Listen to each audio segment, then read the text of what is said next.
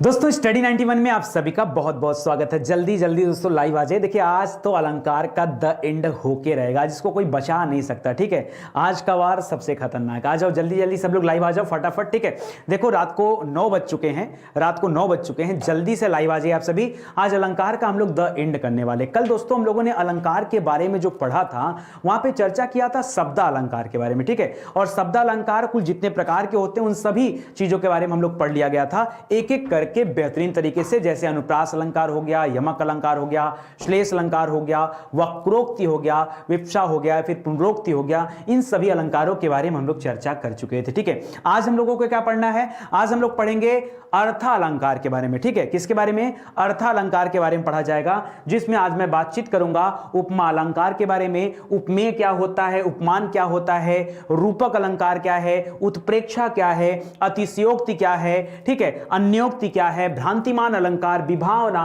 प्रतीप अलंकार और साथ ही साथ विरोधाभास अलंकार। ठीक है, तो इन सभी अलंकारों के बारे में दोस्तों हम लोग विस्तार से चर्चा करने वाले हैं। तो तैयार हैं आप सभी? तैयार हैं? लिया जाए लड़ाई, ले लिया जाए लड़ाई मोल। चलो आ जाओ, शुरू करते हैं फटाफट। बहुत तेजी से आप सभी को जवाब देना है। ठीक है, इतने तेजी से कि एकदम दिल खुश हो जाए। आज होगा अंत। वाह वाह राहुल शर्मा जी, आज सबका अंत ही हम लोग कर देते हैं। पहला सवाल है दोस्तों, उपमा अलंकार कहलाता है? जल्दी से बताइए मुझे, उपमा अलंकार किसे कहा जाता है? ये आपके सामने एक सवाल दिया हुआ है, उपमा अलंकार किसे कहा जाता है? पता है लोग रटते हैं।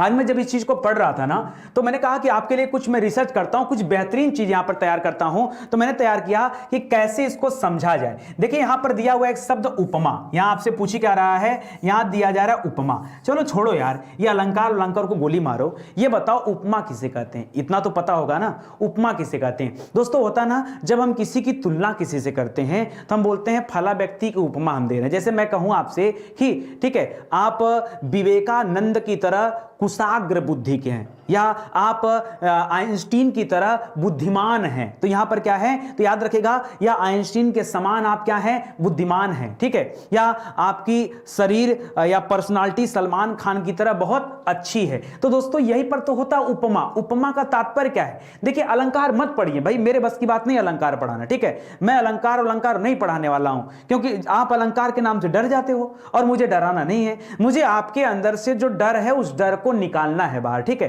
तो सुनिए ध्यान से, उपमा का तात्पर्य क्या है? उपमा का तात्पर्य, क्या मैं यहां पे तुलना बोल सकता हूं? क्या उपमा का तात्पर्य मैं तुलना बोल सकता हूं? यानी कंपैरिजन की बात कर रहा हूं, तुलना। ठीक है, याद रखेगा, बस अगर आप इतना जानते हैं तुलना, तो आपको समझ में आएगा, तुलना को ही उपमा अलंकार कहा जाता है। अच्छा एक बात बताओ, सिंपल सी बात बताना, अगर हमको तुलना करना है तो क्या अकेले व्यक्ति की तुलना की जा सकती है? नहीं सर। अरे भाई, मैंने अगर आपको बताया कि आपकी पर्सनालिटी अच्छी है, तो मैंने यह भी तो बताया कि आपकी पर्सनालिटी सलमान खान की तरह, या सलमान खान की तरह आप दिखते हैं। ठीक है, तो याद रखिए, मैंने तुलना किया ना, मैंने तुलना के लिए किसी व्यक्ति को रखा ना, रखा कि नहीं रखा? यानी जब किसी चीज में कंपेयर करना हो, तुलना करना हो, तो सामग्री कम से कम 2 होना चाहिए। क्या होना चाहिए? कम से कम 2 बातें होनी चाहिए। एक बात होगी तो तुलना नहीं हो पाएगा। मैं इसमें कुछ ज्यादा बोल रहा हूं क्या? एकदम आपके काम की बात बोल रहा हूं ना। तो आपने कहा हां सर, यहां पे 2 चीजें होना चाहिए। अगर 2 चीज होता तो हम तुलना बहुत अच्छे से कर पाते हैं। और यही 2 चीज क्या कहलाता है दोस्तों? यही 2 चीज कहा जाता है, एक को कहा जाता है उपमेय। क्या कहा जाता है दोस्तों?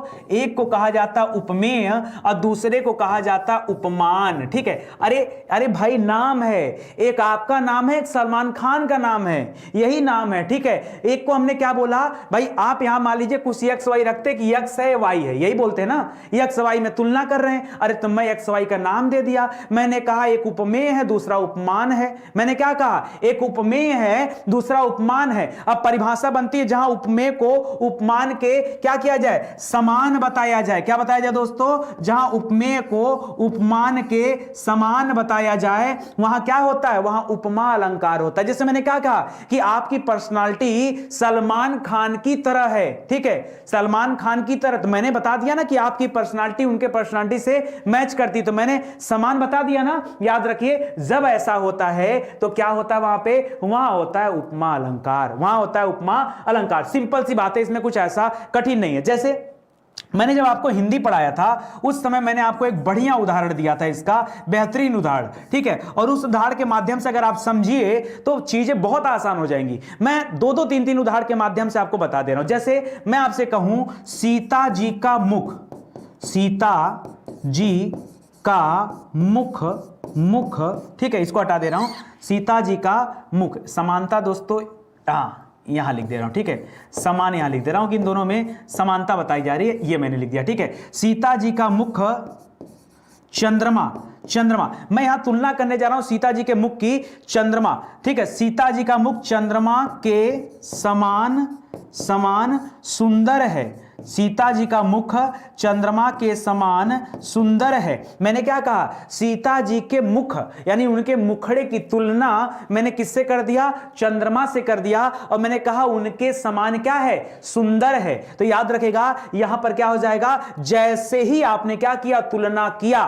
ठीक है, वैसे ही यहां पर याद रखेगा हो गया कौन सा अलंकार, उपमा अलंकार। अब देखिए आप कहोगे सर ये जो आपने उपमेय बताया ये क्या है, सर ये उपमान जो बताया क्या है, अरे एक आप थे, एक सलमान खान थे, एक सीता जी है, एक चंद्रमा है, ठीक है, यही तो है, एक सीता जी है, एक चंद्रमा है, यही तो है। चलिए आइए आगे बढ़ते हैं, एकदम प्रेम मोहब्बत से आपको बताता हूं कि भैया देखो उपमेय से आपका तात्पर्य क्या होता है, उपमेय से आपका तात्पर्य क्या होता है। मैंने यहां बताया एक लाइन में कि उपमेय का तात्पर्य होता है कि जिस वस्तु या तो कोई वस्तु हो सकती है या कोई व्यक्ति भी हो सकता है, ठीक है, या तो कोई वस्तु हो सकती है या कोई व्यक्ति हो सकता है, तो जिस वस्तु या व्यक्ति की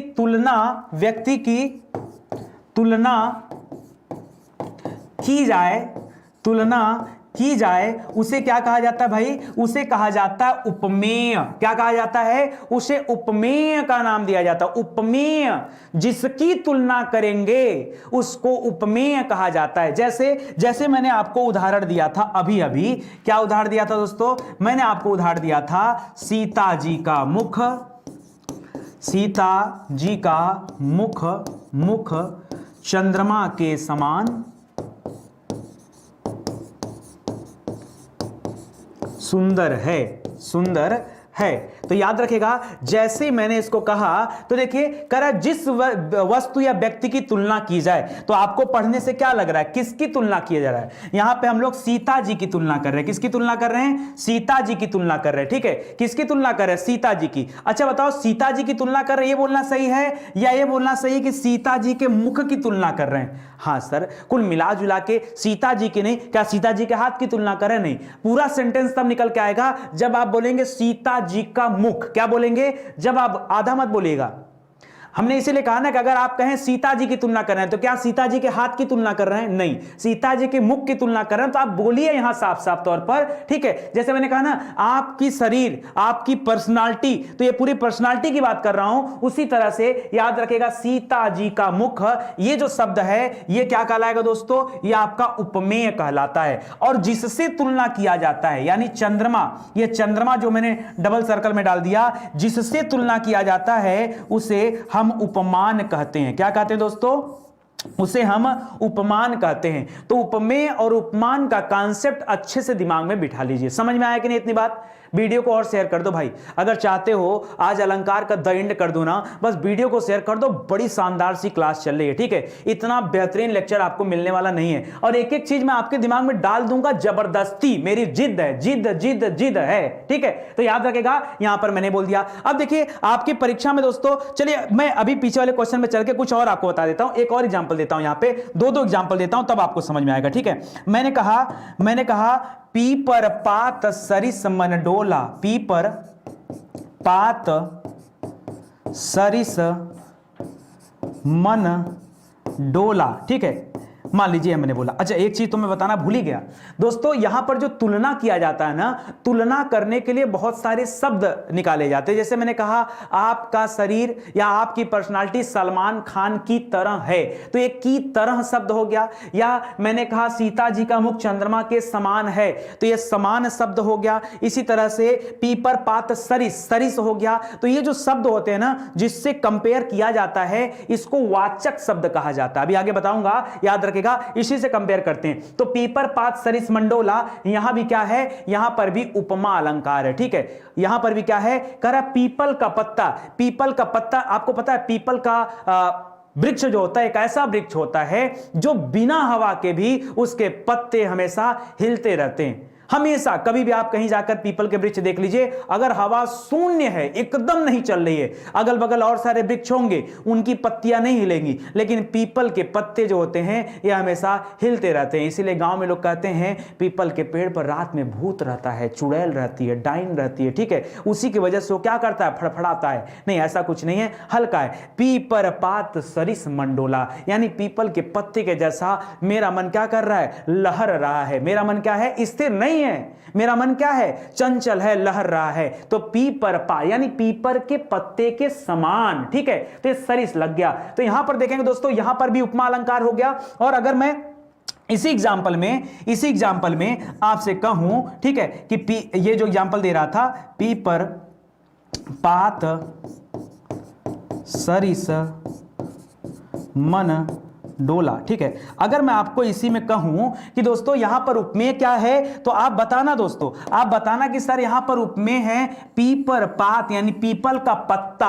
पीपल का पत्ता क्या दोस्तों, पीपल का पत्ता ही यहां पर क्या है, उपमेय है। अच्छा, उपमान क्या है, तो किसके साथ जोड़ा जा रहा है दोस्तों, इसको ला करके देखिए, ये उपमेय हो गया पीपल का पत्ता, और इसको लाके जोड़ा जा रहा है किसके साथ, मन के साथ। पीपल के पत्ते के समान मेरा मन क्या कर रहा है, डोला रे डोला रे डोला रे डोला, ठीक है। तो डोला यानी क्या कर रहा है, यानी वह स्थिर नहीं है, वह डोल रहा है। याद रखिएगा, ये जो मन शब्द है, ये मन जो शब्द है, ये क्या हो जाएगा दोस्तों, यही हो जाएगा उपमान। क्या हो जाएगा, यही हो जाएगा उपमान। समझ में आया आपको, ठीक है। तो उपमेय और उपमान का कॉन्सेप्ट समझ लीजिए, अच्छे से ध्यान दे लीजिए, ठीक है। तो ये हो जाएगा उपमान। चलो आगे बढ़ते हैं, अभी और सवाल है। लिख रहा उपमान से तात्पर्य क्या है। अरे तुम क्वेश्चन लेट आ रहे हो, हमको नितिन सर ने पहले बता दिया। क्या बता दिया, कि जिससे तुलना की जाए। याद रखेगा, जिससे तुलना की जाए, तुलना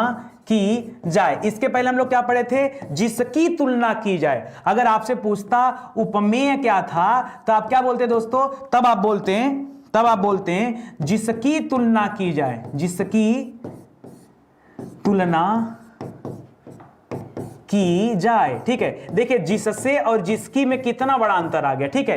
तो जिसकी तुलना कर रहे थे, पीपर पात वो हो गया उपमेय, सीता जी का मुख ये हो गया उपमेय, और जिससे तुलना कर रहे थे वो क्या हो गया, उपमान। जैसे चंद्रमा के समान है तो चंद्रमा, जैसे मन, ये क्या हो गया, ये आपका उपमान हो जाएगा। एग्जाम्पल के लिए याद रखेगा, एग्जाम्पल के लिए यहां पर चंद्रमा हो गया, या फिर जो दूसरा क्वेश्चन था वहां पे आया हुआ जो मन शब्द हो गया, ये चंद्रमा और मन, इसी में क्या है दोस्तों, ये यहां पर उपमान है। क्या है, ये यहां पर उपमान है। कोई दिक्कत, उपमेय और उपमान का कॉन्सेप्ट अगर आप कभी भूले ना, तो फिर खैरियत नहीं है। फिर स्टडी 91 का मतलब क्या है भाई, क्या मतलब है, बताओ ना, है कि नहीं। चलो आगे देखते हैं। एक बच्चा लिख रहा है दोस्तों, राहुल शर्मा जी लिख रहे हैं, सर उपमेय शारीरिक होता है और उपमान प्राकृतिक होता है। अच्छा, चलिए देख लिया जाएगा, इसके बारे में भी देख लिया जाएगा कि क्या ऐसी बात है, देख लिया जाएगा, ठीक है। चलिए आगे बढ़ते हैं दोस्तों, सॉरी आगे देखिए, कर वाचक शब्द कहलाता है। बताइए वाचक शब्द क्या कहलाता है। देखिए, अगर आपको कहीं से कुछ तुलना करना है, तो तुलना करने के लिए भाई कुछ ना कुछ शब्द तो बोलोगे ना। जैसे मैंने कहा आप शेर के समान हैं, या यहां पे नाम पढ़ लो किसी का, प्रशांत जी का मैसेज आ रहा है अलीगढ़ से, ठीक है।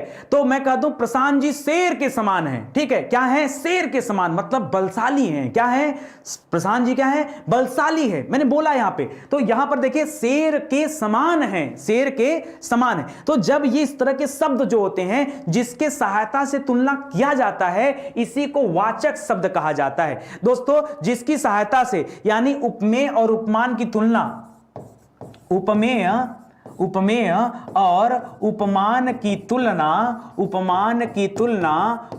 की तुलना, जिसकी सहायता से या जिस शब्द के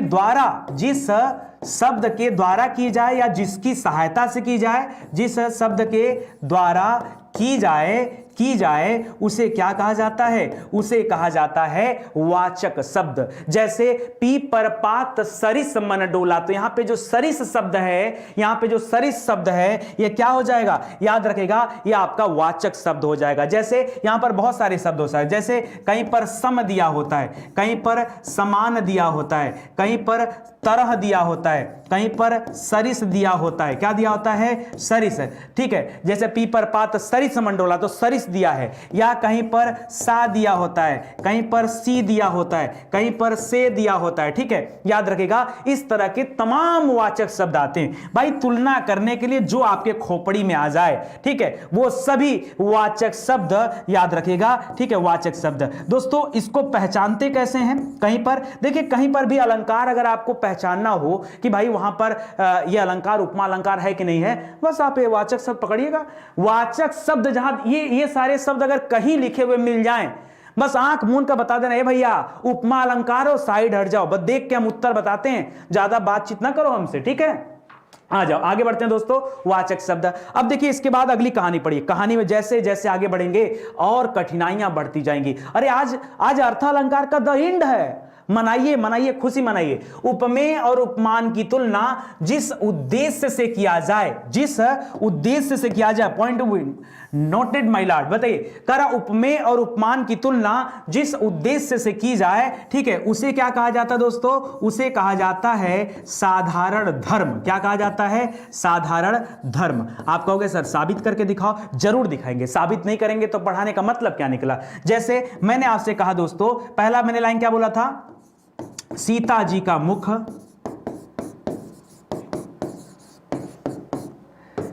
चंद्रमा के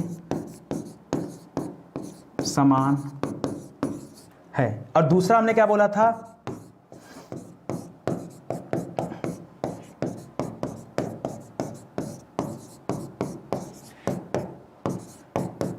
यही लाइन थी आपके पास। ठीक है, अब देखिए यहां पर क्या है? चंद्रमा के समान, ये एक लाइन छूट गया, चंद्रमा के समान सुंदर है, इसको हटा दे रहे हैं।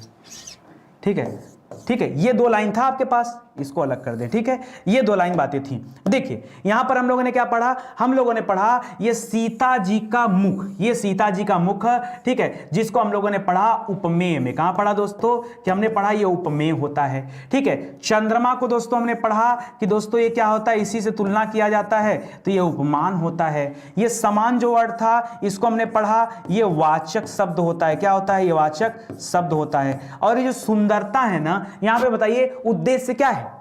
दोनों के इस कंपैरिजन का कुछ उद्देश्य होगा ना, कुछ उद्देश्य होगा ना। तो उद्देश्य क्या है? उद्देश्य है सुंदरता का पता लगाना। तो उद्देश्य क्या है दोस्तों? उद्देश्य आपका हो गया साधारण धर्म। क्या हो गया? उद्देश्य हो गया आपका साधारण धर्म। ठीक है, ऐसे ही पीपर पात सरिस मंडोला, तो पीपर पात क्या हो जाएगा दोस्तों? ये पीपर पात हो जाएगा आपका, ये हो जाएगा उपमेय। क्या हो जाएगा? उपमेय। ये सरिस क्या हो जाएगा? ये आपका हो जाएगा वाचक शब्द। ये मन क्या हो जाएगा? ये मन हो जाएगा उपमान। ठीक है, और डोलना क्या हो जाएगा? ये डोलना हो जाएगा साधारण धर्म। क्या हो जाएगा? साधारण धर्म। बोलो हाँ सर समझ में आया। अरे नहीं आएगा ना, दौड़ा को पकड़ लेंगे अलंकार को। ठीक है, कितना दूर भागेगा अलंकार। ठीक है, अलंकार, अलंकार के तो नाम में ही लगा लंका, अलंका, अलंकार, अलंका, तो वो तो ऐसे ही आप इधर से अ को मार दो गोली, इधर से र को मार दो, ऐसे ही इसकी लंका लग गई। ठीक है, हम लोग लंका करने जा रहे हैं इसकी। ठीक है, लंका लगाने जा रहे हैं। आइए आगे बढ़ते हैं दोस्तों, अगला पॉइंट पढ़ते हैं। अब थोड़ा सा यहां पर चीजें डिफिकल्ट आएंगे और थोड़ा सा लीक से हटकर आएंगे। उपमा अलंकार के अंतर्गत पूर्णोपमा अलंकार किसे कहा जाता है? पूर्णोपमा अलंकार नाम सुना क्या? कहेंगे सर आ गए स्टडी 91 वाले अपनी बात लेकर। ठीक है, रोज कुछ क्वेश्चन में कुछ ना कुछ ऐसा दे देते हैं जो हमको कहीं नहीं मिलता पढ़ने के लिए। ठीक है, पता नहीं कहां से खोज के लाते हैं। ठीक है, लाते हैं तो आपके लिए लाते हैं, अपने लिए थोड़े लाए हैं। चलिए सुनिए ध्यान से मेरी बात। ये जो शब्द है पूर्णोपमान है, हम लोगों ने अभी उपमा पढ़ते समय क्या क्या पढ़ा? हमने पढ़ा उपमेय। सर बार बार रिपीट मत कराइए, एक सुन लिया समझ गया, आप तो पीछे पड़ जाते याद कराने के। भाई मेरे सुन लो, आखिरी बात बोल रहा हूं कसम से, भी इसके बाद नहीं बोलूंगा, एकदम जल्दी जल्दी पढ़ाऊंगा। ठीक है, एक हम लोगों ने उपमेय पढ़ा, दूसरा हम लोगों ने उपमान पढ़ा, तीसरा हम लोगों ने वाचक शब्द पढ़ा, वाचक शब्द पढ़ा, चौथा हम लोगों ने साधारण धर्म पढ़ा। ये चार चीजें पढ़ा ना, ये चार चीजें पढ़ा ना, साधारण धर्म पढ़ा, ठीक है। याद रखिए, सिंपल सी बात है, पूर्णोपमा में क्या होता है, कभी भी अगर किसी भी अलंकार में ये चारों पॉइंट आए, अगर किसी भी अलंकार में ये चारों पॉइंट आए तो उसे पूर्णोपमा कहा जाता है। यानी पूर्णोपमा मतलब ये चारों चीजें, पूर्ण धन उपमा, इसका मतलब क्या है, पूर्ण धन उपमा, ठीक है। तो उपमा लगाने के लिए जो चारों चीज हैं, जब ये चारों आ जाएं तो याद रखेगा उसे क्या कहा जाता है, उसे पूर्णोपमा कहा जाता है। क्या कहते हैं, पूर्णोपमा कहते हैं। वीडियो को शेयर करो दबा के, ठीक है, और मजा आएगा। आगे देखिए पूर्णोपमा। अच्छा, इसके बाद अगला सवाल है दोस्तों लुप्तोपमा, ठीक है। अब यहां पे थोड़ा सा इसका संधि विच्छेद करिए तो निकल के आएगा लुप्त धन उपमा। लुप्त धन उपमा बराबर यहां पे हो गया अ, यहां पे हो गया उ, ठीक है। अधन उ जब मिलता है तो ओ हो जाता है, जब ऐसा होता है तो गुण संधि होता है। अरे हम लोग अलंकार पढ़ रहे हैं ये गुण संधि कहां से आ गया, ठीक है। तो ये देखिए गुण संधि, चलिए कोई बात नहीं, ठीक है, याद रखेगा। तो ये हो जाता है गुण संधि। अच्छा, आपसे क्या पूछा दोस्तों, लुप्तोपमा में, ठीक है। लुप्तोपमा में क्या होता है, कभी कभी मान लीजिए कभी एक पद या कभी दो पद न दिया हो, मान लीजिए उपमा अलंकार में न दिया हो, जैसे उपमान उपमेय दे दिया, वाचक शब्द गायब हो, ठीक है, तो उसे क्या कहा जाता है, उसको लुप्त उपमा अलंकार कहा जाता है। या मान लीजिए वहां पर साधारण धर्म ही न दे रहा हो, ठीक है, तब भी क्या कहा जाएगा, उसको भी लुप्त उपमा अलंकार कहा जाता है। समझ में आ गया ना आपको, बस इतनी सी बात है। गायब हो गए, एक दो पद गायब हो गए, एक पद गायब हो गया, दो पद गायब हो गए, तब आपका लुप्त मान लिया जाता है, नहीं तो क्या हो जाएगा, पूरा रहेगा तो चारों रहेगा, ठीक है, इतनी सी बात है। चलिए आगे बढ़ते हैं दोस्तों, और आगे पढ़ लेते हैं, और आगे पढ़िए। अब आता है बेहतरीन बेहतरीन चीजें, एक से बढ़कर एक चीजें, ठीक है। आइए आगे लिख रहा दोस्तों, उपमा अलंकार का सम्राट। क्या पूछा दोस्तों, उपमा अलंकार का सम्राट किसे कहा जाता है, बताइए। उपमा अलंकार का सम्राट किसे कहा जाता है, बताएं जल्दी से, जल्दी बताएं, जल्दी बताएं, मजा खूब आने वाला है। उपमा अलंकार का दोस्तों सम्राट किसे कहा जाता है, बताइए। उपमा अलंकार का सम्राट, ताज चाहिए आपको, ताज चाहिए, जल्दी से बताइए। अलंकार नहीं आता मुझे, सानू जी अगर आज नहीं आ गया ना तो फिर बात क्या, आ जाएगा, बस खाली मन लगा के देखते चलिए। बताइए किसे कहा जाता है दोस्तों, याद रखिएगा, महाकवि, महाकवि कालिदास को। किसको, महाकवि कालिदास जी को क्या कहा जाता है दोस्तों, याद रखिएगा, इनको उपमा अलंकार का सम्राट कहा जाता है। क्योंकि जितने भी तथ्य वो लिखते थे ना, वो सभी तथ्यों में ज्यादातर वो जो है उपमा अलंकार का इस्तेमाल करते। अच्छा, उपमा अलंकार का प्रयोग किया क्यों जाता है, अरे काव्य शास्त्रीय अर्थों को आभूषण लगाने के लिए, मतलब वो और खूबसूरत हो जाएं, वो और अच्छे हो जाएं, इसके लिए दोस्तों उपमा अलंकार का प्रयोग किया जाता है। रेखा यादव जी बिल्कुल सही उत्तर है आपका, ठीक है। तो आ जाइए, चलिए आगे बढ़ते हैं दोस्तों, अगला पढ़ लेते हैं। अगला लिखा दोस्तों, रूपक अलंकार किसे कहा जाता है, ठीक है। रूपक अलंकार, उपमान उपमेय की कहानी पढ़कर आप उपमा जान गए। उपमा में क्या, उपमा माने तुलना, उपमा माने तुलना, ये तो बेवकूफ बनाया जाता था हमको इतने दिन से। आओ आपको साधारण तरीके से बताता हूं, रूपक माने क्या होता है। छोड़ो यार, अलंकार काट दो, हटा, काटो इधर, अलंकार नहीं पढ़ना हम लोगों को, चलो अलंकार मत पढ़ो, डरो मत, लेकिन डरो मत, डरने की जरूरत नहीं है। स्टडी 91 पे हो तो डरना नहीं आपको। सुनो, रूपक अलंकार में क्या होता है, ये बताओ, रूपक माने क्या होता है। सर रूपक माने तो नहीं जानता, रूप माने पता है। रूपक माने मैं नहीं जानता सर, रूप माने पता है। रूप माने, चलो अच्छा रूप माने बता दो, रूप माने बता दो क्या होता है। सर रूप माने जैसे हम मनुष्य रूप में जन्म लिए हैं, ठीक है। कुत्ता जो होता है जानवर होता है, तो उसको जानवर रूप में आया है। कुछ पक्षी रूप होते हैं, या सर यही इसी को रूप कहा जाता है, अलग अलग, मतलब तुम परिभाषित नहीं कर सकते। चलो कोई बात नहीं, जो तुमने कहा वही सही है। सर प्राकृतिक भगवान चीज से तुलना करेंगे तो रूपक हो जाएगा। सर प्रकृति की तुलना भगवान से, अभी देखते हैं यार किससे करना है, ठीक है। देखिएगा यहां पर क्या होता है दोस्तों, रूपक, रूपक माने होता है रूप, ठीक है। रूपक माने होता है रूप। बस मेरी एक लाइन आप याद रखिए, जब कभी देखिए, मैं कठिन इसलिए बताऊंगा, अभी मैं उपमेय उपमान की बातें नहीं करूंगा, ठीक है। जब कभी भेद न किया जा सके, ठीक है, जब कभी क्या किया जाए, लिख लीजिए, जब कभी उपमेय में उपमेय में नहीं बोलिए, जब कभी उपमेय और उपमान में उपमान में भेद न किया जा सके।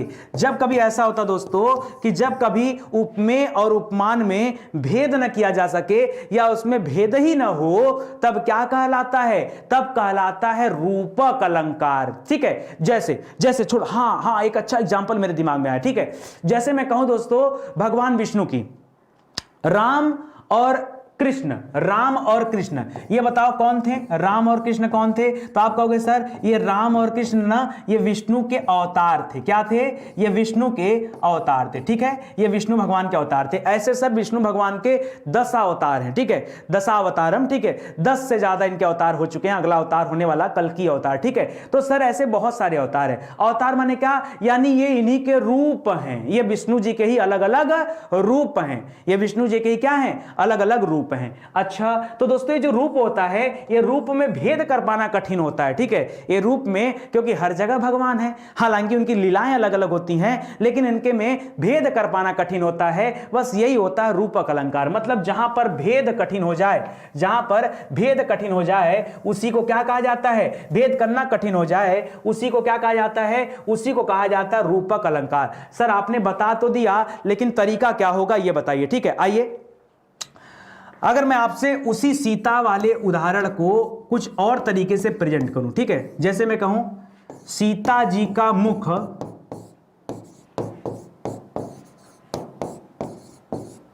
चंद्रमा है, चंद्रमा के समान नहीं है। ठीक है, मैंने क्या कर दिया? चंद्रमा है। जैसे अभी मैं आपकी तारीफ में बोल रहा था, प्रशांत जी की तारीफ में, कि प्रशांत जी शेर के समान बलवान हैं।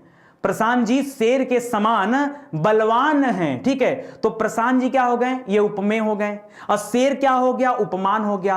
और के समान में जो समान शब्द आ रहा है ये आपका वाचक शब्द हो गया। और बलवान क्या हो गया? ये आपका जो है धर्म हो गया, साधारण धर्म हो गया। अगर मैं यही कहूं कि प्रशांत जी शेर हैं, प्रशांत शेर हैं, ठीक है, प्रशांत शेर हैं। अब यहां देखिए समानता नहीं कर रहे हैं, यहां समानता नहीं। सीता जी का मुख चंद्रमा है, सीता जी का मुख चंद्रमा है। ठीक है, या रमेश गोबर गणेश है। ठीक है, गोबर गणेश मतलब गधा है। हमने नहीं कहा गधे के समान है, हमने कहा गधा है। तो मतलब आप समझिए, मतलब समझिए यहां पर एकदम अच्छे से। रूपक में क्या होता है? रूपक में आपका भेद करना कठिन हो गया। ठीक है, याद रखिएगा सीता जी का मुख चंद्रमा है, सीता जी का मुख चंद्रमा है। यहां पर आपने कर दिया रूपक अलंकार। अच्छा, रूपक अलंकार के लिए भी कुछ वाचक शब्द आते हैं। जैसे याद रखिएगा यहां पर वाचक शब्द में दोस्तों सम समान इस तरह के जो शब्द होते हैं ये जनरली जो है नहीं दिखाई देते हैं या बहुत कम देखने को मिलते हैं। ठीक है, मैया मैं तो चंद खिलौना ले हूं, बिल्कुल सही है, रूपक अलंकार। या मैं कहूं आपसे दोस्तों चरण कमल बंदो हरिराई, चरण कमल बंदो हरिराई। ठीक है, याद रखेगा दोस्तों यहां पर क्या हो जाएगा? यहां पर भी रूपक अलंकार हो जाएगा। और पीपर पात सरिस मन डोला, सरिस मंडोला, सरिस सम समान सीसा से, ये सब जहां आ जाए वहां पर उपमा अलंकार हो जाएगा। यहां पर क्या हो जाएगा? चरण कमल बंदो हरिराई। याद रखेगा चरण कमल यानी भगवान के जो चरण और कमल हैं, बंदो हरिराई, इसी को पूजते पूजते ये क्या हो जाएगा? भवसागर पार हो जाएगा। याद रखेगा ये सूरदास की लाइन है। किसकी लाइन है? ये सूरदास की लाइन है। ठीक है, याद रखेगा दोस्तों, ये याद रखेगा इंपॉर्टेंट है, ये रूपक अलंकार है। इसमें कौन सा अलंकार है? रूपक अलंकार है। ठीक है, चलिए रूपक अलंकार यहां पे होगा। चलिए आगे बढ़ लेते हैं दोस्तों, अगला देखते हैं। अगला सवाल देखिए, ध्यान से पढ़िए और अच्छे से इसका उत्तर दीजिए। ठीक है, लिखा दोस्तों रूपक अलंकार का सम्राट किसे कहा जाता है? जैसे वहां पर हम लोगों ने महाकवि कालिदास जी को सम्राट बताया, यहां पे दोस्तों सम्राट किसे कहा जाता है? बताइए, यहां पर सम्राट किसे कहते हैं? यहां पर सम्राट कहा जाता है महाकवि तुलसीदास जी को। किसको? महाकवि तुलसीदास जी को। याद रखेगा यहां पर रूपक अलंकार का सम्राट माना जाता है। किसको? तुलसीदास जी को क्या कहते हैं? रूपक का सम्राट कहा जाता है। यह भी प्रश्न आपसे परीक्षा में पूछा जाता है। ठीक है, यह भी प्रश्न आपसे परीक्षा में पूछा जाता है। आगे देखिए दोस्तों, अगला आ गया, थोड़ा सा डिफिकल्ट होते चला जाएगा। ठीक है, यहां पे दिया उत्प्रेक्षा, उत्प्रेक्षा अलंकार। ठीक है, उत्प्रेक्षा। ठीक है, ये बताइए उत्प्रेक्षा अलंकार में दोस्तों यहां पर क्या होता है? यहां पर उपमेय उपमान जो होते हैं क्या होता है दोस्तों, होता कुछ नहीं है, यहां पर भी उपमेय उपमान ही होते हैं, ठीक है, बस अंतर थोड़ा सा हो जाएगा, उपमेय और उपमान, सॉरी इधर लिखिए, इनका साइज भी मिलाना पड़ता है, किसको पहले लिखें किसको बाद में, पहले उपमेय फिर आपका उपमान। यहां पर भी काम वही होता है, बस थोड़ा सा चेंज हो जाता है। होता है दोस्तों जहां उपमेय में उपमान की संभावना, यहां पे क्या आ जाता है दोस्तों, संभावना व्यक्त की जाए, ठीक है, संभावना व्यक्त की जाए, उसे क्या कहा जाता है, उसे याद रखेगा उत्प्रेक्षा कहा जाता है। कैसे याद रखेंगे, देखिए उत्प्रेक्षा माने बस आपकी इच्छा हुई, उत्प्रेक्षा माने पकड़िएगा, यहीं से बाहर निकालिए इच्छा शब्द, ठीक है, उत्प्रेक्षा, उत्प्रेक्षा में से एक शब्द निकालिए इच्छा, और आपकी इच्छा हुई कि आपने क्या कर लिया, उपमेय में उपमान की संभावना कर लिया, उपमेय में उपमान की संभावना, ठीक है, जब कभी उपमेय में उपमान की संभावना की जाए तो वहां पे कौन सा अलंकार हो जाता है, वहां पर उत्प्रेक्षा अलंकार हो जाता है। क्या हो जाता है, उत्प्रेक्षा, ऐसा मेरी इच्छा हुई मैंने तब कर लिया, ठीक है। यहां पर दोस्तों जो वाचक शब्द आते हैं, ठीक है, जो वाचक शब्द आते हैं वो कैसे कैसे आते हैं, वो थोड़ा सा अलग अलग आते हैं। जैसे यहां पर आ जाएगा जानो, जानहु, मानो, मानहु,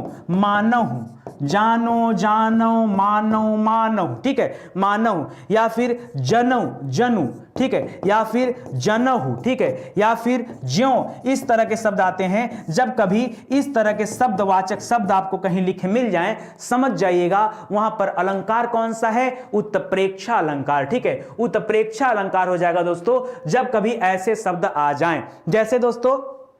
जैसे आइए बात करते हैं दोस्तों उत्प्रेक्षा में। अभी मैंने आपको क्या बताया, उत्प्रेक्षा में जब कभी उपमेय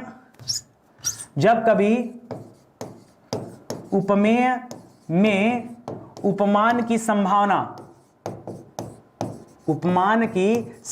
हो, ठीक है, जब कभी उपमेय में उपमान की संभावना हो तब हमने कहा उत्प्रेक्षा हो जाता है। क्या हो जाता है, उत्प्रेक्षा हो जाता है। और यहां पर देखिए लिखा है, सोहत ओढ़े पीत पठ श्याम सलोने गात, मनहु नीलमणि शैल पर आतप पर्यो प्रभात।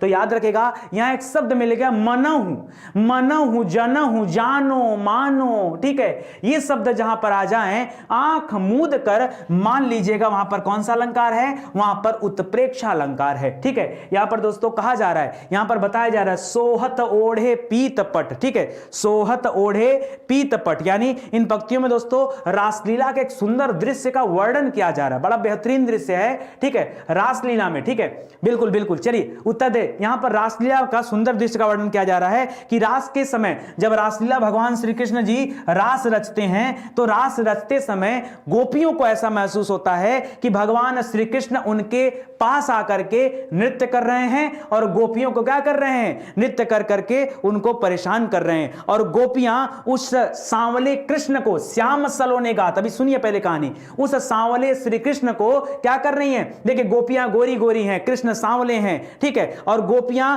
क्या कर रही हैं, उस सांवले श्री कृष्ण को घेर कर चारों ओर क्या करके मंडली बना करके चारों ओर घूम घूम कर नाच रही हैं, मानो ऐसे जैसे बिजली और बादल। सुनिएगा, देखिए, सोहत ओढ़े पीत पट श्याम सलोने गात, मनहु नीलमणि शहर पर आतप परियो प्रभात। देखिए सोहत ओढ़े पीत पट, अब देखिए सोहत ओढ़े पीत पट मतलब यहां भगवान श्री कृष्ण सांवले रंग के खड़े हैं और गोपियों को महसूस होता है कि यहां पर श्री कृष्ण रासलीला रचने आए हैं, गोपियां चारों ओर घूमने लगती हैं। और इन सब दृश्यों को देख करके महसूस कैसा, देखिए ये संभावना कैसे पैदा होगी, सुनिए, संभावना, कंडीशन ऐसी है, संभावना अलग दिखा रहा है। श्री कृष्ण जी काले काले हैं, गोरियां गोपी हैं, गोपियां क्या हैं, वो गोरी हैं। और यहां पर कहा जा रहा है मनहु नीलमणि शैल पर आतप परियो प्रभात, मतलब जैसे लग रहा है कि मानो कि बादल और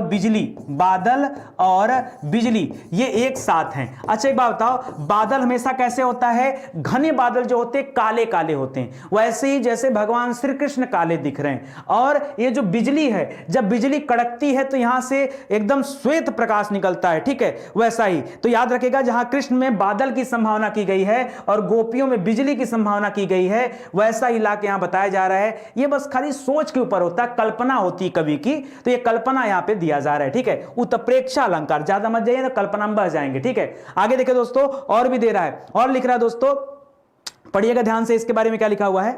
ये मनो मनई घन घन, अच्छा यहां पे अलग है, मनोमयी घन घन अंतरदामिनी, घन दामिनी दामिनी घन अंतर शोभित हरिब्रज भामिनी। चलिए ये सब भी उसी के अंतर्गत आता है। आगे बढ़िए दोस्तों, और इसके बारे में और अच्छे से आपको चीजें बता दिया जाता है और समझा दिया जाता है। ठीक है, लिख रहा है अतिशयोक्ति अलंकार कहलाता है। अतिशयोक्ति अलंकार दोस्तों किसे कहा जाता है? अतिशयोक्ति, जहां ज्यादा बढ़ा चढ़ाकर बातें की जाए। क्या कहा जाए? ज्यादा बढ़ा चढ़ाकर जहां बातें की जाए। ठीक है, बढ़ा चढ़ाकर बातों को करना, बढ़ा चढ़ाकर बातों को करना, यह क्या कहा जाता है? अतिशयोक्ति अलंकार कहा जाता है। ठीक है, कैसे अतिशयोक्ति अलंकार होगा यह समझिए। ठीक है, जहां कभी भी एक होता है ना, जब कभी चीजों को ज्यादा फेंक दिया जाता है तो उसे क्या कह सकते हैं? यहां पर अतिशयोक्ति अलंकार हो जाएगा, अतिशयोक्ति। ठीक है, आइए पढ़ते हैं इसके बारे में। एक उदाहरण यहां पे लिखा हुआ है, भूप सहस 10 एक ही 12 लगे उठावन टरत न टारा। देखिए लिख रहा भूप, भूप माने होता राजा, भूप माने क्या होता है? राजा। ठीक है, भूप माने राजा। भूप सहस 10 एक ही 12, मतलब सहस्त्र होगा यहां पे, सहस्त्र। भूप सहस्त्र 10 एक ही 12, मतलब सहस्त्र राजा, यानी 10,000 राजा। कितना? 10,000, 10,000 राजा। ठीक है, क्या करते दोस्तों? 10,000 राजा एक ही बार, एक बार में लगे उठावन टरत न टारा। दोस्तों ये धनुष की बात हो रही है। जब ये धनुष उठाया जा रहा था, याद रखेगा, तो जब धनुष भंग किया जा रहा था, धनुष तोड़ करके जब जानकी से विवाह करने की बात आई, तो 10,000 राजा क्या कर रहे थे? उस धनुष को एक साथ उठा रहे थे और कोई उठा नहीं पा रहा था। वही लिखा है, लगे उठावन टरत न टारा, यानी वो टरे टर नहीं रहा है। याद रखेगा, तो यहां पर क्या है? ये तो ज्यादा हो गया ना, 10,000 राजा मिलकर एक धनुष उठाए, नहीं उठ रहा है। ये अतिशयोक्ति अलंकार है। क्या है? अतिशयोक्ति अलंकार, मतलब बहुत बढ़ा चढ़ाकर यहां पर कहा गया। ठीक है, एक का मुझे आंसर लग रहा है, मैंने थोड़ा सा गलती किया है। ठीक है, और राधा गोपी वाला अभी मैं लौट के आऊंगा, बता दूंगा आपको। ठीक है, क्योंकि जो मुझे लग रहा है थोड़ा सा स्किप किया मैं। ठीक है, उसके लिए मैं सॉरी। और आगे अभी आप ध्यान दीजिए। मैं यार देखो, मैं बता दूं, मैं आपको साफ साफ बताता हूं, मैं कोई गूगल नहीं हूं। ठीक है, मैं हमेशा विषय को तोड़ करके उसको अच्छे ढंग से आपके सामने प्रेजेंट करता हूं, ताकि चीजें आपको याद हो जाएं। बहुत सारी चीज हमें भी याद होती हैं, लेकिन कभी कभी क्या होता है कि कुछ काव्य शास्त्रीय अर्थों में हो सकता हो। देखिए आप काव्य भी अगर पढ़ेंगे ना, तो आपको अलग अलग काव्यों में अलग अलग तरह की चीजें मिलेंगी। एक कवि जब कोई कल्पना करता है तो कल्पना कई माध्यम से हो सकता है। बस उस कल्पना को सोचने वाली बात है कि कौन आदमी क्या सोच लेता है।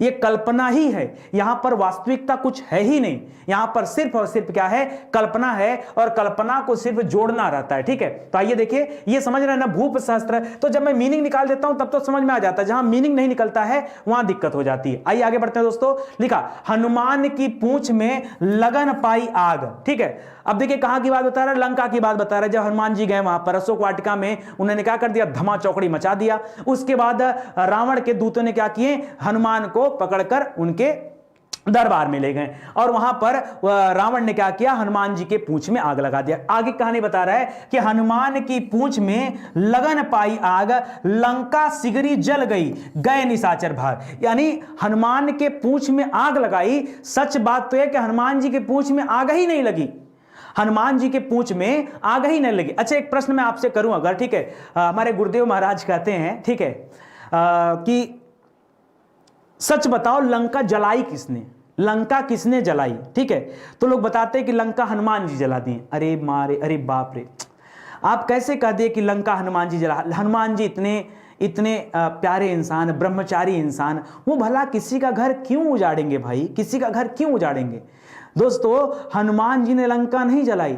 लंका किसने जलाई ये बताओ। एक बात बताओ, कपड़ा किसके घर का था? रावण के घर का। तेल किसके घर का था? रावण के घर का। आग किसने लगाया? रावण ने लगाया। ठीक है, तो लंका हनुमान जी ने जलाया, हनुमान जी ने लंका थोड़े जलाया। हनुमान, अब किसी के पूंछ में आग लगेगी तो आदमी या जानवर या पशु या भगवान, आप उन्हें जो समझ लीजिए, वो तो दौड़ेंगे ना। तो रावण ने अपनी लंका खुद जला लिया। ठीक है, कोई जलाया नहीं। ठीक है, ठीक है, लोग बता रहे हैं सर लंका अग्निदेव ने जलाया। ना ना ना, लंका रावण ने खुद जला दिया, कोई नहीं जलाया। अरे कपड़ा तुम्हारे घर का न बांधे होते, न जलाए होते, न जला होता, ठीक है।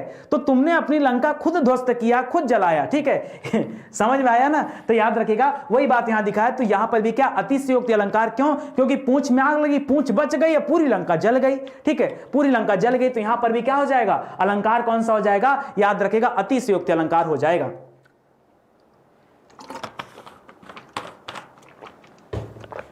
आगे देखिए, लिख रहा अन्योक्ति अलंकार। ये थोड़ा सा डिफरेंट है दोस्तों। लोग अतिशयोक्ति और अन्योक्ति में बहुत ज्यादा जो है कंफ्यूज होते हैं कि सर ये अन्योक्ति और अतिशयोक्ति में अंतर क्या है, ठीक है, ये दोनों में अंतर क्या है। ये दोनों, ये मतलब बहुत ज्यादा यहां पर लोग दिक्कत करते हैं, परेशान हो जाते हैं, ठीक है। तो आइए बालों को देख के चलते हैं, ठीक है। अन्योक्ति अलंकार, चलिए ध्यान से सुनिए और बताइए मुझे क्या होगा यहां पर। अच्छे से बताइए, एकदम अच्छे से मन लगाकर, ठीक है, बढ़िया से पढ़ते चलिए और बताते चलिए। अन्योक्ति अलंकार, जहां कहीं अप्रस्तुति के द्वारा, जहां कहीं अप्रस्तुति के द्वारा कोई चीज प्रस्तुत किया जाए, मतलब अप्रस्तुति के द्वारा कैसे? मान लीजिए मैं यहां पर हूं, मैं प्रेजेंटेशन न दूं, हट जाऊं, ठीक है, उसके बाद भी चीजें क्या हो, व्यंग्यात्मक ढंग से प्रेजेंट किए जाएं, बस वहीं पे हो जाता है अन्योक्ति अलंकार। इसको अलग करेंगे ना तो ये अलग बनेगा अन्य धन उक्ति। क्या बनेगा? अन्य धन उक्ति। अन्य धन उक्ति बराबर क्या हो जाएगा? अन्योक्ति हो जाएगा। यानी अन्य उक्ति, कोई दूसरी उक्ति, कोई दूसरी बात। उक्ति का तात्पर्य क्या होता है? बात होता है। इस उक्ति का मतलब क्या होता है? बात, ठीक है, बात। याद रखेगा जब किसी अन्य बात हो जाए, यानी जहां पर अप्रत्यक्ष तरीके से, जहां पर अप्रत्यक्ष के द्वारा क्या किया जाए? प्रत्यक्ष को व्यंग्यात्मक ढंग से प्रस्तुत किया जाए। क्या किया जाए? व्यंग्यात्मक ढंग से। यहां पर व्यंग्यात्मक याद रखेगा, जब कभी व्यंग्यात्मक ढंग से चीजों को प्रस्तुत किया जाता है तब वहां पे आता है कौन सा? अन्योक्ति अलंकार आ जाता है। क्या आता है? अन्योक्ति अलंकार आ जाता है। इसको याद रखेगा, यह आपके लिए इंपॉर्टेंट है, मोस्ट इंपॉर्टेंट, ठीक है। अच्छा, मैं सोच रहा हूं थोड़ा सा आप लोगों का आज इंटरटेनमेंट और कर दिया जाए, ठीक है। कुछ अचानक से याद आ गया, ठीक है, तो मैं सोच रहा हूं कि बता दूं, क्योंकि जब तक बताऊंगा नहीं तब तक मेरे मन में वो पचेगा नहीं, ठीक है। ठीक है, चलिए बताया जाए। बताऊं? शायरी है मजेदार। हाँ, बालों को खोलकर न चला करो धूप में। सुनना ध्यान से, मेरी बात सुनना, लिख दे रहा हूं, चलो। बालों को खोलकर न चला करो धूप में, न चला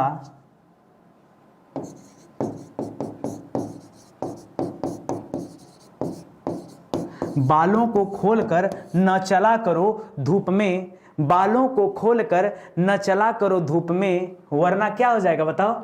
बच्चे मजा मत लीजिएगा, ठीक है। वरना सूरज रास्ता भूल जाएगा, वरना सूरज रास्ता भूल जाएगा, सूरज रास्ता भूल जाएगा। देखो मैं आपको समझाना चाह रहा हूं, ये सब कवि वाली बातें हैं, ठीक है। देखिए लिखा क्या है, बालों को खोलकर, मतलब हमारी प्रियतम के जो बाल हैं वो इतने घने हैं, इतने लंबे हैं, वो उन बालों में इतनी सुंदर दिखती है। वही लिख रहा है कि बालों को खोलकर न चला करो धूप में, कि धूप में मत जाया करो, ठीक है, वरना सूरज अपना रास्ता भूल जाएगा। मतलब तुमको देखते देखते सूरज को पता ही नहीं चलेगा कि वो कहां खो गया है, या सूरज तुम्हारा। अब देखिए सोचने वाली बात है, एक कवि कल्पना करता है कि सूरज तुम्हें देखते देखते कहीं रास्ता ना भटक जाए, दूसरा कवि कहता है, और उसी बात को अपने तरीके से प्रेजेंट करता है, दूसरा कवि कहता है कि सूरज कहीं तुम्हारे बालों में उलझ न जाए, ठीक है।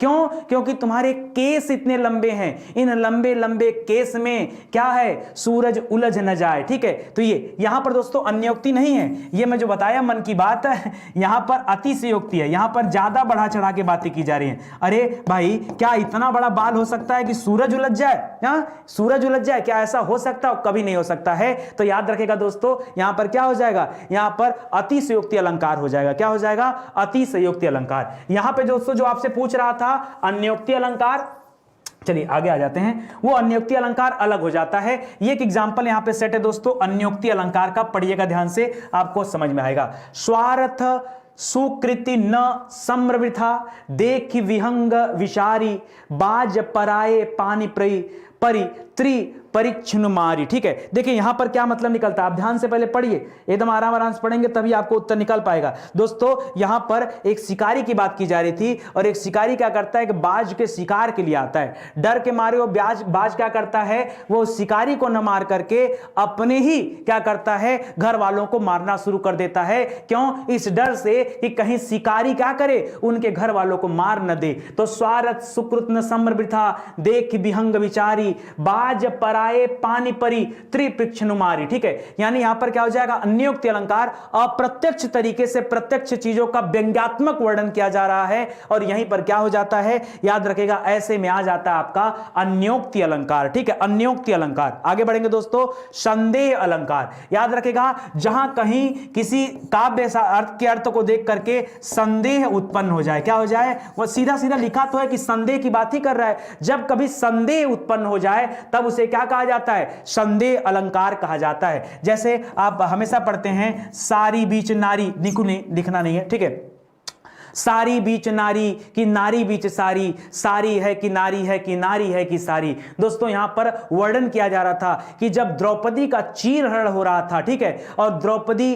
जो है पांचों पांडवों के सामने, वहां सभी माता पिता सब लोग जो है उपस्थित थे, उनके सामने द्रौपदी का चीरहरण हो रहा था। जब द्रौपदी को लगा कि अब मैं अपने आप को बचा नहीं पाऊंगी, तो अब हमारे सिर्फ मेरा एक भाई है जो मुझे बचा सकता है, और उनके भाई कौन माने जाते हैं, याद रखेगा, भगवान श्री कृष्ण को कहा जाता है। ठीक है, भगवान श्री कृष्ण को द्रौपदी बुलाती हैं, और द्रौपदी की आवाज सुन करके श्री कृष्ण दौड़ते चले आते हैं, दौड़ते चले आते हैं। एक प्रसंग आप सुनिएगा, कभी मौका मिलेगा तो, राजन जी महाराज का है, द्रौपदी कथा सुनिएगा, इतना बेहतरीन प्रसंग है, 12 मिनट का है, और सुन करके आपकी तबीयत खुश हो जाएगी कि कैसे श्री कृष्ण जी दौड़ते दौड़ते जो है द्रौपदी की मदद करने के लिए, अपनी बहन की मदद करने के लिए आगे बढ़ रहे थे। वहां इतना अच्छा, मुझे वो याद नहीं, वरना मैं आपको सुनाता, वहां पर इतनी अच्छी बातें बताई गई हैं कि कैसे द्रौपदी जी के लिए श्री कृष्ण जी भाग रहे थे, कि आज दुनिया में 3-3 लोग क्या थे, पीछे थे। कौन कौन,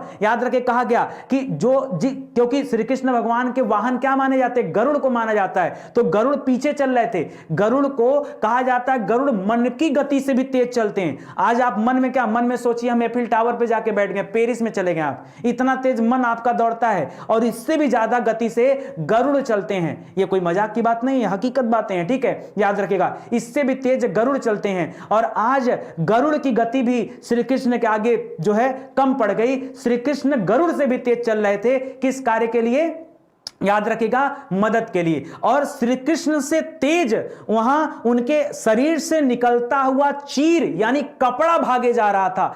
पीछे पीछे गरुड़ आ रहे हैं, बीच में भगवान श्री कृष्ण आ रहे हैं, और उनके आगे आगे कपड़ा जा रहा है, क्योंकि एक तरफ जब दुशासन दुर्योधन मिल करके चीरहरण कर रहे थे, तो सब खींचते खींचते थक गए, लेकिन यहां पर साड़ी खत्म नहीं हुई। वहीं से पैदा हुआ ये क्या निकला दोस्तों, कि सारी बीच नारी, सब कंफ्यूज हैं, सारी बीच नारी की साड़ी के बीच में नारी है, सारी बीच नारी की नारी बीच सारी, ठीक है, कि नारी के बीच में सारी कहां से निकल रहा है, सारी बीच नारी की नारी बीच सारी, सारी है कि नारी है कि नारी है कि सारी, धत तेरी न समझ में आ रहा है, ये संदेह अलंकार क्या हो गया, ये आपका संदेह अलंकार हो गया। ठीक है, एकदम सिंपल सी बातें हैं, कभी प्रसंग सुनिएगा, मजा आएगा खूब। ठीक है, चलिए आगे बढ़ते हैं दोस्तों। अगला देखिए, वही लिख दिया है, सारी बीच नारी है कि नारी बीच सारी, कि सारी ही किनारी है कि नारी ही की सारी। ठीक है, चलिए आगे बढ़ते हैं। भ्रांतिमान अलंकार, बहुत सारे लोग यहां पे कंफ्यूज होते हैं संदेह अलंकार और भ्रांतिमान अलंकार में। संदेह में याद रखेगा,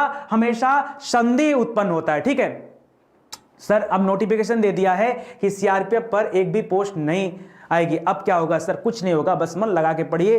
ठीक है, सब कुछ अच्छा होगा, सब कुछ अच्छा होगा, घबराने की बात नहीं है। आपको जो है 3 विमान, बहुत बढ़िया, कोई बच्चा लगता है सुना है, ठीक है, लिखा है 3 विमान, ठीक है, वो आकाश में उड़ रहे थे। हाँ चलिए, बहुत बढ़िया, सुनिए ध्यान से। तो दोस्तों यहाँ पे भ्रांतिमान अलंकार, दोस्तों ये थोड़ा सा चेंज हो जाएगा। भ्रांतिमान में क्या होता है, यहाँ क्या होता है ना कि भ्रम पैदा होता है, और व्यक्ति भ्रमवश यहाँ पर चीजों का अंतर नहीं कर पाता। जब कभी भ्रम हो जाता है तो अंतर कर पाना बहुत मुश्किल हो जाता है, बहुत मुश्किल हो जाता है, और यहां पर समझना बहुत मुश्किल हो जाता है। याद रखेगा, क्योंकि भ्रम हो गया, भ्रम की वजह से ऐसा होता है कि अंतर कर पाना यह कठिन हो जाता है, और अन्य वस्तुओं का भ्रम जो है हो जाता है। आगे देखिए, सुनिएगा ध्यान से, नाक का मोती अधर की क्रांति से, बीज दाड़िम का समझकर भ्रांति से, देख कर सहसा हुआ सुख मौन है, सोच का है अन्य सुख यह कौन है। ठीक है, सुनिएगा ध्यान से।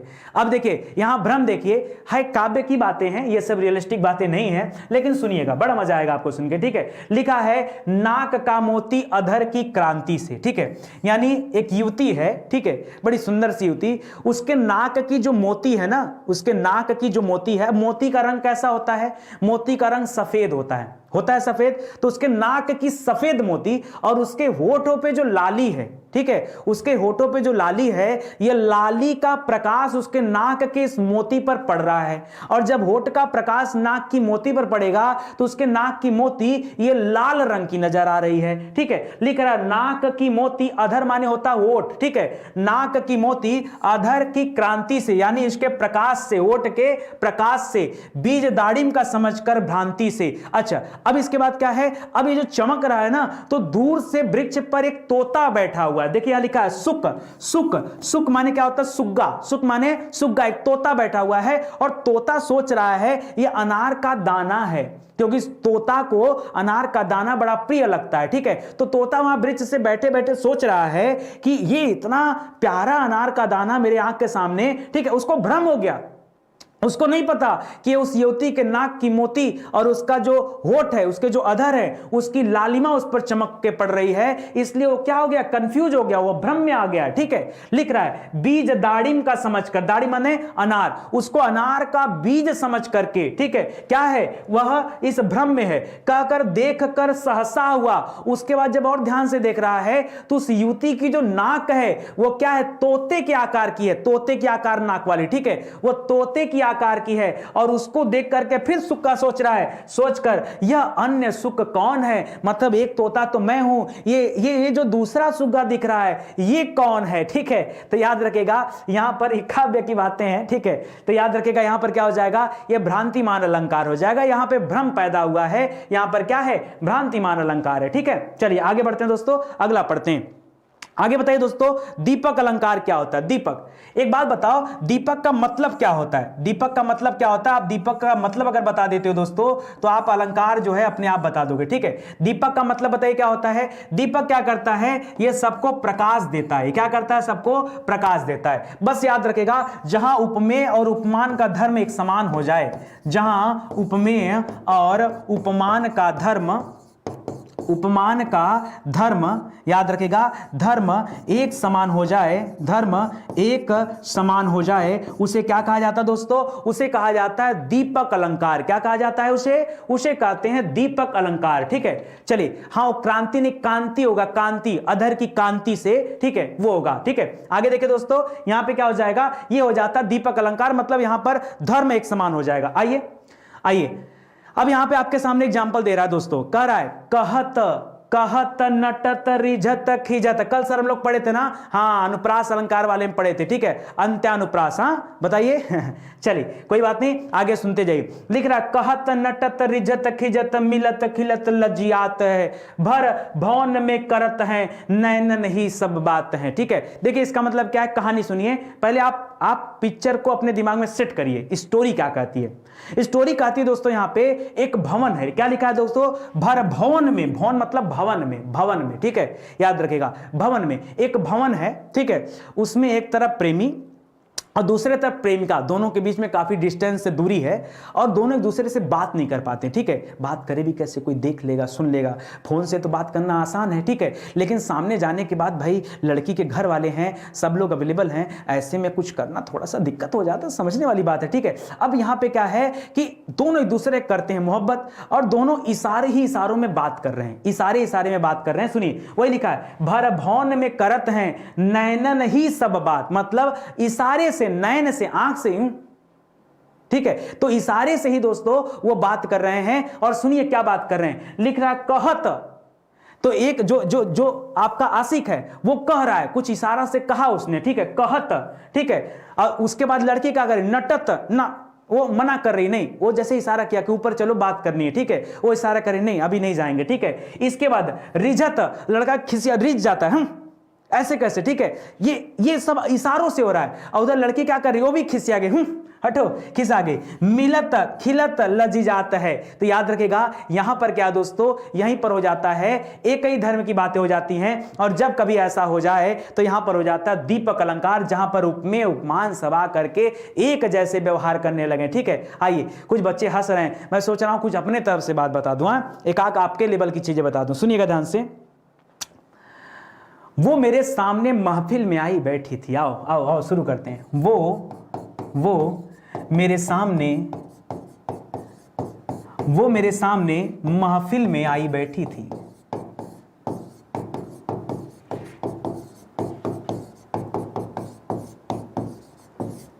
वो मेरे सामने महफिल में आई बैठी थी, अपने हाथों में मेरा दिल दबाए बैठी थी। ठीक है, वो मेरे सामने महफिल में आई बैठी थी, अपने हाथों में मेरा दिल दबाए बैठी थी, मेरा दिल दबाए बैठी थी, दिल दबाए बैठी थी। मैंने पूछ दिया क्या है आप क्या। अच्छा, ये सब इशारे में हो रहा है, सुनिए। वो मेरे सामने महफिल में आई बैठी थी, सामने का दिखा दिया जैसा भवन वाली बात है। ठीक है, वो मेरे सामने महफिल में आई बैठी थी, अपने हाथों में मेरा दिल दबाए बैठी थी। मोहब्बत करती है ना, तो अपने हाथों में मेरा दिल दबाए बैठी थी। मैंने इशारे से पूछ दिया, ठीक है, क्या पूछा, मैंने इशारे में पूछ दिया क्या है आपके हाथों में। बहाना बना दिया मेहंदी लगाए बैठी थी। हाँ, बहाना बना दिया मेहंदी लगाए बैठी थी। देखिए, कुछ बच्चे बोल रहे हैं सर मैम की बड़ी तारीफ कर रहे हैं। ठीक है, चलिए, अच्छा ही सही, मैम के लिए सही, ठीक है, लेकिन तारीफ है। अच्छा, कुछ बच्चे गुस्सा भी कर रहे हैं, क्या यार इतनी मजेदार क्लास है, कभी तो यार हंस, पता पूरा दिन मेरा निकल जाता है ऐसे एकदम मतलब गंभीर अवस्था में बात करते हुए, एकदम पूरा बड़ा भयानक टीचर ऐसा वैसा एकदम मतलब। ठीक है, रात को तो मौका आता है, रात को 9 बजे वाली जब मेरी क्लास लगती है हिंदी के, तो सोचा हूँ यार अभी क्या करो, एकदम एंटरटेनमेंट मोड में पढ़ाओ। ठीक है, आराम से इत्मीनान से, कोई जल्दीबाजी नहीं। ठीक है, तो थोड़ा तो अच्छा लगता है, और कुछ लोग जो है गुस्सा कर रहे हैं, चलो करें गुस्सा, कोई बात नहीं, जितना मुस्कुरा लो मुस्कुराते रहो। ठीक है, चलो आगे बढ़ते हैं दोस्तों। विभावना अलंकार, खत्म होने वाला, ज्यादा नहीं। विभावना याद रखेगा, विभावना अलंकार, विभावना संभावना टाइप का। ठीक है, विभावना अलंकार किसे कहा जाता है, देखिए विभावना को याद करिए संभावना के नाम से, जहां